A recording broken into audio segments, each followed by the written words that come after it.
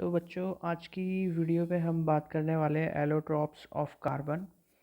Allotrope क्या होते हैं? सबसे पहले तो अगर कोई एलिमेंट एक से ज़्यादा फिज़िकल फॉर्म्स में एग्जिस्ट करता है तो उस एलिमेंट को उन सबको हम उन सभी फिज़िकल फॉर्म्स को हम उस एलिमेंट के एलोट्रॉप्स कहते हैं। तो एक नाम दे दिया हमने। तो सिमिलरली ये जो चैप्टर है कार्बन एंड इट्स कंपाउंड, उसमें एक टॉपिक आता है एलोट्रॉप्स ऑफ कार्बन। तो कार्बन के एलोट्रॉप कौन कौन होते हैं उनके बारे में हमें पढ़ना है। तो इस पर बोर्ड एग्ज़ाम्स में कई बार एलोट्रॉप क्या होते हैं डेफिनेशन पूछ लेते हैं और उनके एग्जाम्पल पूछ लेते हैं। कई बार स्पेसिफिक डायमंड ग्रेफाइट के ऊपर शॉर्ट नोट या बकमिस्टर फुलरीन के ऊपर शॉर्ट नोट लिखने के लिए आ जाता है। तो एलोट्रॉप क्या होता है ये क्लियर हो गया होगा। The various physical forms in which an element can exist are called allotropes of the element. तो कोई एलिमेंट है वो एक से ज़्यादा फिजिकल फॉर्म में है तो वो एलोट्रॉप कहलाएगा। डायमंड और ग्रेफाइट जो हैं, तीन एलोट्रॉप होते हैं कार्बन के। पहला डायमंड, दूसरा ग्रेफाइट, तीसरा बकमिस्टर फुलरी। तो जो डायमंड एलोट्रॉप है और ग्रेफाइट एलोट्रॉप है ये पुराने एलोट्रॉप हैं, काफ़ी पहले ही ढूंढ लिए गए थे। बट बकमिस्टर फुलरीन है ये कुछ सालों पहले ही डिस्कवर हुआ है और इसके ऊपर अभी भी रिसर्च चल रही है। तो ये इतना एग्ज़ाम में नहीं आता जितना डायमंड और ग्रेफाइट आते हैं। और इसमें सबसे इम्पॉर्टेंट है इनका स्ट्रक्चर। तो इस जब भी ये शॉर्ट नोट में आए तो आपको इसका स्ट्रक्चर बनाना है और इस स्ट्रक्चर को एक्सप्लेन करना होता है। ठीक है, तो आइए एक एक करके देखते हैं। तो सबसे पहले है डायमंड। डायमंड का स्ट्रक्चर कुछ इस तरीके से होता है, मैंने ऑलरेडी बना के रखा है यहाँ पर। ये जो पूरा स्ट्रक्चर है, ये पूरा स्ट्रक्चर ये डायमंड का है। ठीक है, आइए इसको डिटेल में समझते हैं कि डायमंड के स्ट्रक्चर में क्या होता है। तो ये जितने भी डॉट रिप्रेजेंट हो रहे हैं यहाँ पर, ये जो डॉट बना है मैंने रेड डॉट, ये कार्बन को रिप्रेजेंट कर रहे हैं। आप चाहो तो डॉटेड स्ट्रक्चर भी बना सकते हो, आप चाहो तो ये साइड में जो मैंने कार्बन को लिख करके स्ट्रक्चर बनाया ऐसा भी बना सकते हो, दोनों ही बेस्ट हैं। ठीक है, तो डायमंड का स्ट्रक्चर, डायमंड वैसे आपने देख रखा होगा, आपके पास होगा भी। तो डायमंड बहुत कीमती होता है और बहुत हार्ड होता है। नॉन मेटल है डायमंड, जो कि बहुत हार्ड सब्सटेंस होता है। उसकी हार्डनेस क्यों होती है वो भी आपको इसमें पता चल जाएगा अभी। तो देखो उसकी स्ट्रक्चर कुछ इस टाइप से होता है। ये जो बना हुआ है, हर इसके स्ट्रक्चर में हर एक carbon atom, centre carbon atom है ना ये वाला, ये चार अलग अलग कार्बन एटम से कनेक्टेड रहता है कुछ इस तरीके से। और ये जो शेप बनती है इसको बोला जाता है रेगुलर टेट्राहेड्रन स्ट्रक्चर। ठीक है, जब कार्बन ऐसे करके रिप्रेजेंट हो, मतलब ऐसे करके स्ट्रक्चर जुड़े हों स्ट्रक्चर, तो इसको बोला जाता है रेगुलर टेट्राहेड्रन स्ट्रक्चर। यही स्ट्रक्चर आपको नीचे वाले में भी देखने को मिल रहा होगा सेम। तो ये एक जाइंट मॉलिक्यूल होता है और जाइंट होने के साथ साथ मतलब बड़ा मॉलिक्यूल होता है। मैंने कम ही दिखाए हैं, आपको भी इतने ही दिखाने हैं, कोई ज़्यादा बड़ा नहीं बनाना। अब नीचे डॉटेड लगा दिया है मतलब कंटिन्यू है। सॉरी। और ये स्ट्रक्चर जो होता है ये 3 डायमेंशनल होता है, ना कि 2D। 3 डायमेंशनल स्ट्रक्चर है। ठीक है, अब हर एक कार्बन एटम अलग अलग 4 कार्बन एटम से इसमें जुड़ा रहता है। और 2 कार्बन एटम के बीच जो बॉन्डिंग होती है वो होती है covalent bonding. Covalent bond, strong covalent bond होता है जो कि डायमंड को उसकी रिजिडनेस देता है, यानी कि स्ट्रॉन्गनेस देता है। तो ये यहाँ पर भी दिखा रखा है मैंने साइड में, कोवलेंट बॉन्ड है। और कोवलेंट बॉन्ड क्या होता है? तो इलेक्ट्रॉन की शेयरिंग से जो बॉन्ड फॉर्म होता है उसे हम कोवलेंट बॉन्ड कहते हैं। ये आप पहले ही पढ़ चुके होंगे आई होप। तो कुछ ये स्ट्रक्चर रहता है डायमंड का। अब यहाँ पर आपने एक चीज़ और पढ़ी होगी कि डायमंड नॉन मेटल है और वो जो है इलेक्ट्रिसिटी कंडक्ट नहीं करता है। तो उसका कारण क्या है? तो आपने स्ट्रक्चर में देखा कि एक कार्बन एटम जो है वो 4 अलग अलग कार्बन एटम से जुड़ा हुआ है। ठीक है, यहाँ पर मैंने ऐसे फ्लैट स्ट्रक्चर बना दिया है बट 4 अलग अलग कार्बन एटम से जुड़ा है। और आप जानते हैं कार्बन की जो वैलेंस एटॉमिक नंबर होता है 6। अगर मैं इसका इलेक्ट्रॉनिक कन्फिग्रेशन बनाऊँ तो 2,4। तो लास्ट शेल में 4 इलेक्ट्रॉन प्रेजेंट होते हैं, यानी कार्बन अलग अलग 4 एटम से जुड़ सकता है। तो चारों के चारों बॉन्ड इसके अदर कार्बन एटम से जुड़े हुए हैं। तो ये जो कार्बन एटम है इसके पास कोई भी फ्री इलेक्ट्रॉन नहीं बचता जो कि स्ट्रक्चर में मूव कर सके, और इस वजह से जब इलेक्ट्रिसिटी इसमें फ़्लो कराते हैं तो वो होती नहीं है क्योंकि आयन सी प्रेजेंट नहीं है मूव होने के लिए। तो इस वजह से जो डायमंड होता है वो इलेक्ट्रिसिटी का एक बैड कंडक्टर होता है। तो यहाँ पर यही सब कुछ लिखना होता है आपको। तो जब भी स्ट्रक्चर लिखने के लिए आए आपको स्ट्रक्चर बना देना है सुंदर सा, और फिर उसमें ये सब शो कर देना है कोवलेंट बॉन्ड है, और मेन पॉइंट लिख देने कि सेंटर कार्बन एटम जो है वो 4 अलग अलग कार्बन एटम से जुड़ा हुआ है, जाइंट मॉलिक्यूल होता है, 3 डायमेंशनल स्ट्रक्चर होता है, रेगुलर टेट्राहेड्रन फॉर्म होता है इसके अंदर, ठीक है। ग्रेफाइट में आते हैं तो ग्रेफाइट भी कार्बन का एक एलोट्रोप है।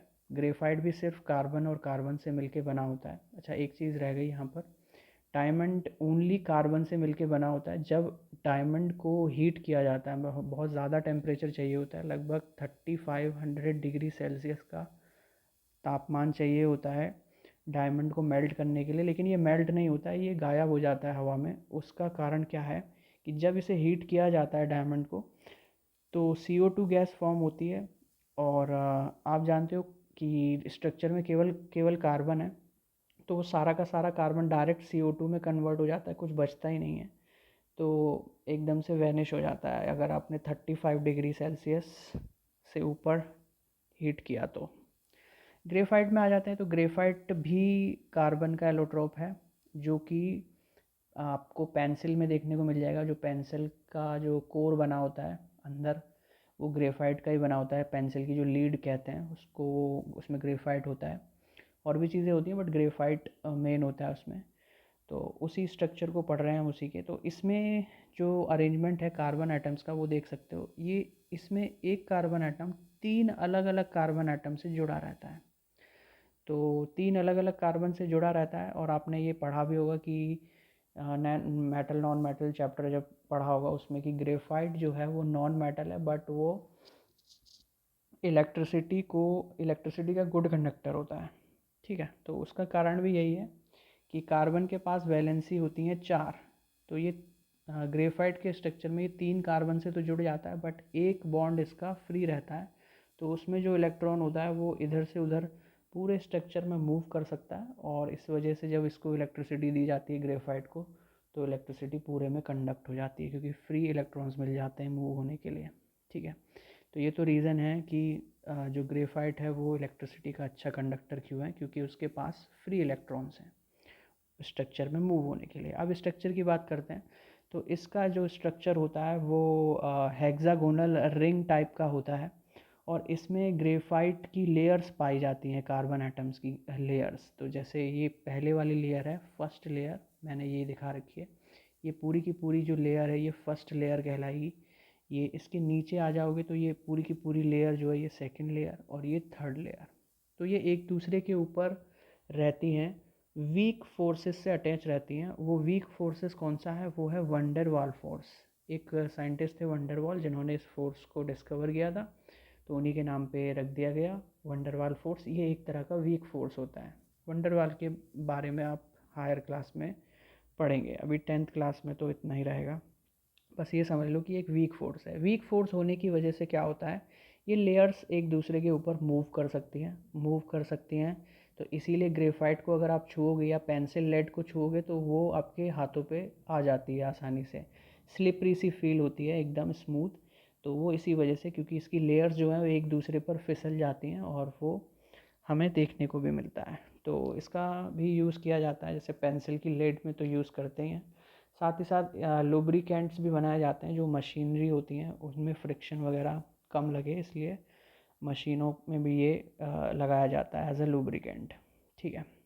इलेक्ट्रिसिटी क्यों जनरेट कंडक्ट करता है ये मैंने आपको ऑलरेडी बता दिया, ठीक है। और कार्बन कार्बन के बीच में जो है वो कोवलेंट बॉन्डिंग होती है, जिसकी वजह से ये स्ट्रॉन्ग रहता है थोड़ा सा, बट डायमंड के जितना स्ट्रॉन्ग नहीं है, ठीक है। और बस ग्रेफाइट में इतना ही है। और अब चलते हैं लास्ट एलोट्रॉप की तरफ, जो है बकमिस्टर फ्लोरीन, जिसको हम C60 या कार्बन 60 के नाम से भी जानते हैं। कार्बन 60 भी लिखा हुआ है तो समझ जाना ये बकमिस्टर फ्लोरीन है, ठीक है। तो इसमें कैसा स्ट्रक्चर होता है, ये इसके बारे में अभी भी रिसर्च चल रही है, इसको और डिटेल में रिसर्च किया जा रहा है। तो मोस्ट प्रोबेबली इसके आने के चांसेस कम ही रहते हैं। मे बी MCQ में पूछ ले आपसे ये कि हाँ बताइए इनमें से कौन सा बकमिस्टर फुलरीन है, और ऑप्शन में दे देगा C60, C70, C50, C80, तो आपको C60 पर टिक लगा के आना है।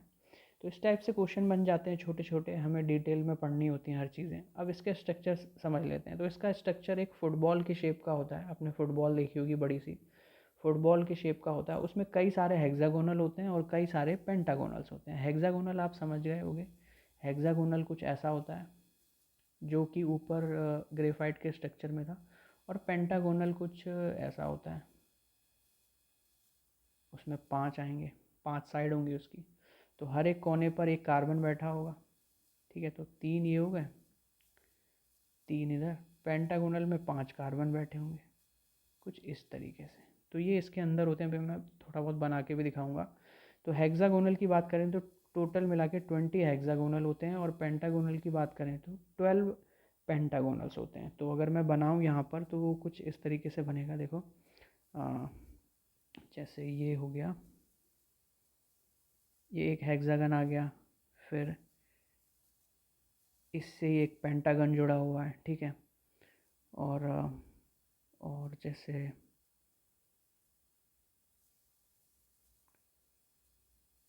ये एक और पेंटागन जुड़ा हुआ है, ठीक है। फिर ऐसे, ये तो बाहर ही निकल गया, खैर। इस तरीके से एक और, तो पूरा स्ट्रक्चर ये आपस में कनेक्टेड होगा किसी किसी तरीके से। तो बहुत कॉम्प्लिकेटेड सा होता है, आपको ये पूरा बनाना नहीं है। तो आपके दिमाग में क्वेश्चन आ रहा होगा, अगर नहीं आया तो मैं ले आता हूँ। 20 हेक्सागोनल है और 20 हेक्सागन होंगे इसके अंदर। तो एक हेक्सागन में 6 कार्बन, तो 20 × 6 करोगे तो आएगा 120। और अगर पेंटागन में, एक पेंटागन में 5 कार्बन, तो अगर 5 से 12 की मल्टीप्लाई करोगे तो 12 पंजे 60, 60 कार्बन एटम्स। बट इसका नाम जानते हो C60 क्यों पड़ा? C60 इसलिए पड़ा क्योंकि इसके पूरे स्ट्रक्चर में टोटल मिला के 60 कार्बन एटम होते हैं। तो अब यहाँ पर तो 120 और 60 है, तो 60 से बहुत ज़्यादा हो गए, लगभग 2 टाइम्स हो गया। तो देखो ऐसा होता है कि जो ये वाला कार्बन एटम है, देखो मैं ये डॉट बना रहा हूँ, ये कार्बन एटम इस वाले पेंटागन के लिए भी काउंट होगा, इस वाले हेक्सागन के लिए भी काउंट होगा, और इस वाले पेंटागन के लिए भी काउंट होगा। तो देख रहे हो एक ही एटम जो है वो कार्बन का, वो 2 पेंटागन और एक हेक्सागन के लिए काउंट हो रहा है। तो ऐसे कई सारे कार्बन होंगे जो कॉमन होंगे, ठीक है। तो ये टोटल मिला के 60 ही आएंगे। देखने में ज़्यादा लग रहे हैं बट होंगे 60, ठीक है। तो फुलरीन के स्ट्रक्चर में जो होता है वो 60 कार्बन एटम्स का एक क्लस्टर होता है, जो एक स्फेरिकल मॉलिक्यूल के शेप में जुड़े रहते हैं। एक अमेरिकन आर्किटेक्ट थे जिनका नाम था बकमिस्टर फुलर, उन्होंने इसका स्ट्रक्चर जो है बनाया था, तो उन्हीं के नाम पे इसको रख दिया गया, बकमिस्टर फुलरीन, ठीक है। तो ये थे कार्बन के 4 एलोट्रोप, और जिसमें डायमंड सबसे एक्सट्रीमली हार्ड होता है, ग्रेफाइट सॉफ्ट होता है, और बकमिंस्टर फुलरीन ना तो सॉफ्ट होता है ना ही हार्ड होता है, दोनों के बीच में होता है, ठीक है। तो आई थिंक इतना काफ़ी है। और ये भी पूरा कार्बन का बना होता है, तो जब इसे भी हीट करेंगे तो ये भी पूरी तरीके से वैनिश हो जाएगा, CO2 में बदल जाएगा। सेम ग्रेफाइट को भी हीट करोगे तो कोई भी चीज़ नहीं बचती, पूरा का पूरा CO2 में ये उड़ जाता है एक पर्टिकुलर टेम्परेचर देने पे, ठीक है। तो जब भी इनके ऊपर शॉर्ट नोट लिखने के लिए आए तो आपको इसी तरीके से स्ट्रक्चर बनाना है और इनके बारे में थोड़ा थोड़ा शॉर्ट नोट लिख देना है। तो ये था एलोट्रॉप के बारे में। तो मिलते हैं नेक्स्ट वीडियो में, तब तक के लिए बाय बाय।